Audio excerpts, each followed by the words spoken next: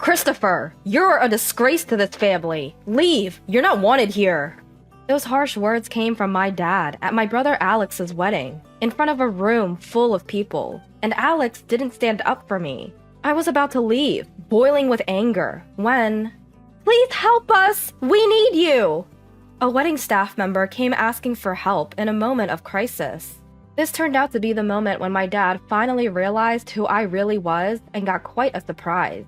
My name is Christopher, and I'm one of 2 brothers. Our dad, a lawyer, was always tough on Alex and me. Growing up, we had no free time. Between lessons and studying, even playing with friends wasn't allowed. I worked hard to live up to Dad's expectations and to catch up to my brother Alex, who I deeply admired. But no matter how hard I tried, I always felt inferior to Alex and disappointed my dad. The first significant event in my life was taking the entrance exam for a prestigious private school. Knowing it was a long shot, I still tried to get into the school Dad wanted. The result was inevitable. I failed. After that, Dad pretty much ignored me, only speaking to Alex and my mom. So I ended up going to a local public high school. For those 3 years, I constantly felt stressed. Dad continued to ignore me, and so did Alex, which was heartbreaking. You okay? My only solace was my mom. She continued to treat me the same way as always. Yeah, I'm fine. I'll find my own path.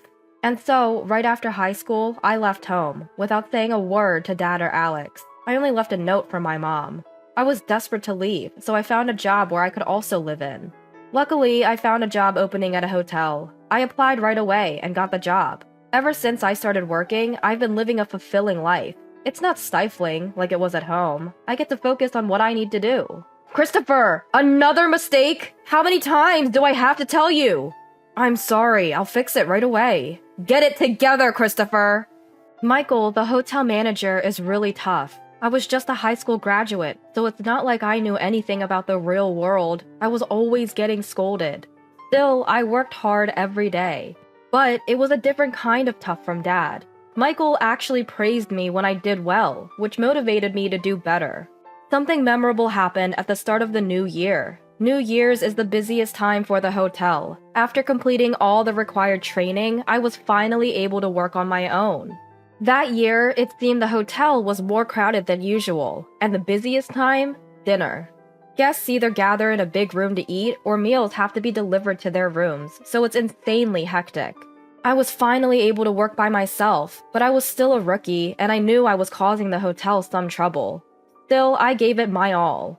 Then, a minor event happened. On New Year's Day, a coworker got the flu, leaving us short-staffed. I worked my tail off. I probably put in twice the hours mandated by state labor laws.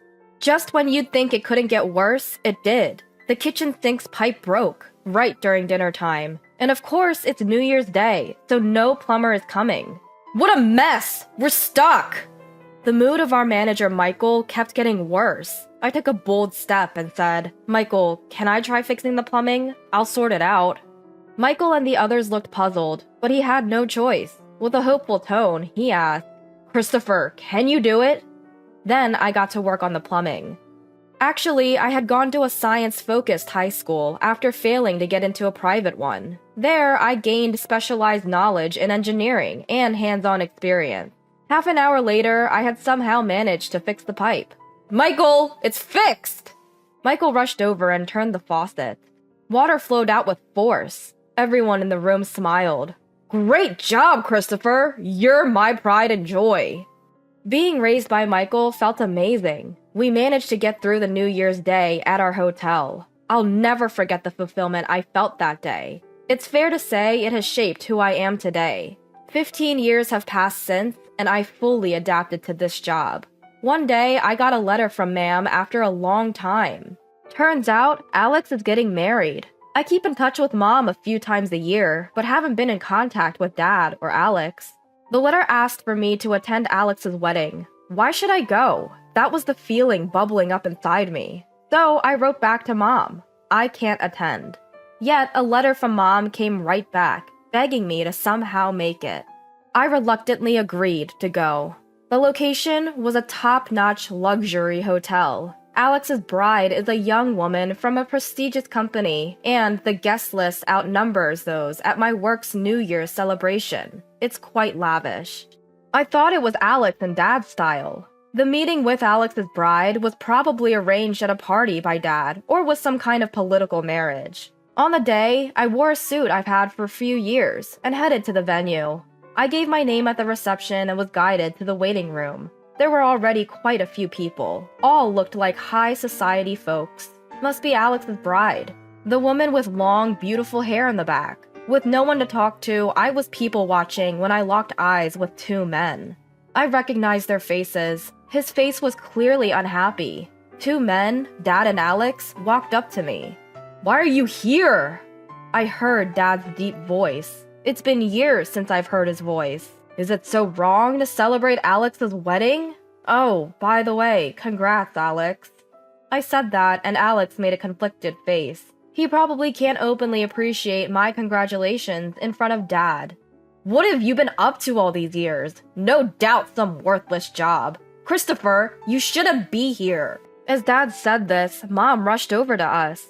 Come on, Christopher is here to celebrate. No need to be so harsh. Mom was desperate to persuade Dad, but her voice was drowned out by Dad. Enough, Mom! Christopher, let me make this clear. You're a disgrace. I don't want you ruining Alex's celebration. Get out! Even I felt a surge of anger. I didn't want to come to Alex's wedding in the first place, and yet I get treated like this. That's why I didn't want to come. Fine, I'm leaving, okay? Mom, this is why I didn't want to be here. To see this terrible dad. And turned my back to exit the waiting room. I picked up my belongings and was about to step outside. Please wait! I heard someone call out and turned around. A wedding staff member from the hotel was rushing over. What's up? It seems we have an unexpected guest for today's wedding. We're short on seats and food. Everyone in the waiting room looks worried. Emily, the planner, and the parents-in-law staff. I see. Is that what's going on? Emily can't handle it alone, and they're asking for my help. But what does this have to do with me? Reflect on your past actions. Serves them right. All my grievances against Dad and Alex are bubbling up. But then, memories from the past fill my mind, of times when Alex and I used to play. Alex always made time to play with me during study breaks. Right if I just walked away, I'll be no different from Dad. I turned back to the wedding staff. Can you take me to Emily? The staff member's face relaxed. I quickly followed them back into the waiting room. I returned to the very place I was kicked out of. In the center of the room, Emily, my dad, and the bride's father all wore worried expressions. As I got closer, my eyes met Dad's. Why has Christopher returned? Leave! Dad approached me with a furious look, but Emily got to me first. General Manager, please help us! Dad's eyes widened in shock. You see, I'm now the general manager for all the hotels that my current company manages. When I first joined, we had just started expanding. Now we have hotels and wedding venues all over the country. And this hotel we're in right now, it's one of the hotels I oversee. I think I can handle this. I calmly explained the situation. Dad, I'm busy right now. We'll talk later. Saying this, I turned back to Emily. Relax, Emily. Get the seats and everything else ready. I'll take care of the food. The stress fades from Emily's face. Understood. I'll leave the food to the general manager and handle the rest. With that, Emily rushes off. Alright, it's my turn now. Everyone in the waiting room is watching me. I leave the room and head to my friend, Chef Jackson. This hotel has a high-end restaurant, and Jackson, the chef, is a good friend of mine. Hey, you in? After some rustling, Jackson appears. Christopher, what brings you here? Work? I'm here as a guest today. My brother's wedding is happening here, but we're one meal short. Can you help? Sure thing. I'll whip something up with my culinary skills. Much appreciated. I owe you dinner. Looking forward to it. I return to the waiting room after taking care of a few things. The guests have already moved to the ceremony area. Only my parents and the bride's parents are left. The issue is resolved. We've got an extra meal coming. Upon hearing this, my mom and the bride's parents looked relieved. My dad looked conflicted. Quite the proud man he is. Christopher, thank you so much. Because of you, the celebration can go on successfully. It's all in a day's work as a general manager. And with that, we all enter the ceremony hall. The lights dim and the groom and bride enter. Alex looks incredibly handsome and his bride is stunning. The ceremony proceeds, and then it's mealtime. I confirm that everyone is served and breathe a sigh of relief. The ceremony concludes successfully. The faces of the groom and bride are filled with happiness. After the ceremony, we had a little talk with Alex's family and the bride's family. The topic was gratitude towards me, especially from the bride's family. I was thanked profusely. These moments are why I love my job. Christopher, thank you so much. We had the best day ever, all thanks to you. No worries, wishing you all the happiness in the world. Thank you so much. I look at Dad and Alex. Both of them have complicated expressions. Mom walks over to me. Christopher, you did wonderfully. Thank you. Dad and Alex want to speak to you. I look back at Dad and Alex. Alex apologizes first. Christopher, you saved us. Thank you. And sorry for everything up to now. As long as I could help Alex, it's all good. Then Dad lowers his head without saying a word. He seemed to have nothing to say. That's fine with me. After all, I never became like Dad. Just then, my cell phone buzzed in my pocket. It was the manager from a hotel in the next town over. Looks like more work. But hey, I enjoy it, so no complaints. Alright, I'm off. Got work to do. You two take care. I probably won't see Alex or Dad again. I left the room without looking back and headed to work. 3 days after Alex's wedding, I was enjoying a rare day off. Sitting on the sofa, sipping warm coffee, that was my happy time. Suddenly, the doorbell rang. Who could it be? I wondered as I went to the door. Alex was there. Surprised, I opened the door. Alex? What brings you here? Sorry, I got your address from Mom. Wanted to talk to you, Christopher. He wants to talk to me? Maybe he came to say thanks again. Well, you want to come in? Pardon the mess. If it's okay with you, Christopher, I'd like that. Alex gave a forced smile. I invited Alex in and served him coffee. Thank you. Smells good. Alex took a slow sip of his coffee. Seems like we both enjoy coffee. So, what did you want to talk about, Alex? Alex put down his coffee cup and looked me straight in the eye. The next moment, he apologized. I'm really sorry for everything. I was puzzled. He came all this way to say that? A phone call would have sufficed. Hey, it's alright, Alex. Alex looked up. Actually, I came today because I wanted to share some things with you, Christopher. If you don't mind, I'd like you to hear my grievances. Grievances? I was left speechless. Alex began to speak slowly. You might think I'm the older brother who can do anything, but I envy you, Christopher. You're free from Dad's pressures, living your own life, away from our parents. I couldn't say a word. Alex felt that way? I had no idea you felt that way, Alex. Silence filled the room for a moment. I felt somewhat guilty. After all, I had unintentionally shifted all of Dad's expectations onto Alex. Choosing my words carefully, I spoke. Alex, I'm sorry. I never considered that you were struggling too. My brother smiled weakly. That's just it. It's not your fault, Christopher. I was the weak one. Hearing that, I finally found my words.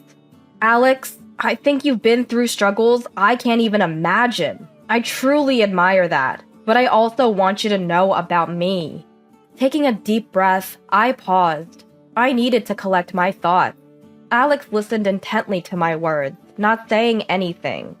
Breaking away from my parents and becoming independent wasn't easy either. The beginning was really tough. Yeah, it's true. We both have our share of hardships. Alex responded. It seemed Alex had more to say. I don't consider myself wise enough to convince Alex, nor do I know the words to do so. So I said what I honestly felt to my esteemed Alex. To be honest, I think you should do what you really want to do, Alex, without worrying about Dad. After pondering my words, Alex stood up, a relieved look on his face. You're right, Christopher. You've helped clear up my inner turmoil. Thank you. No, thank you, Alex, for coming over. I escorted Alex to the door. "I'll come by for coffee again," he said, and left. A natural smile appeared on his face. A month later, a letter arrived from Alex.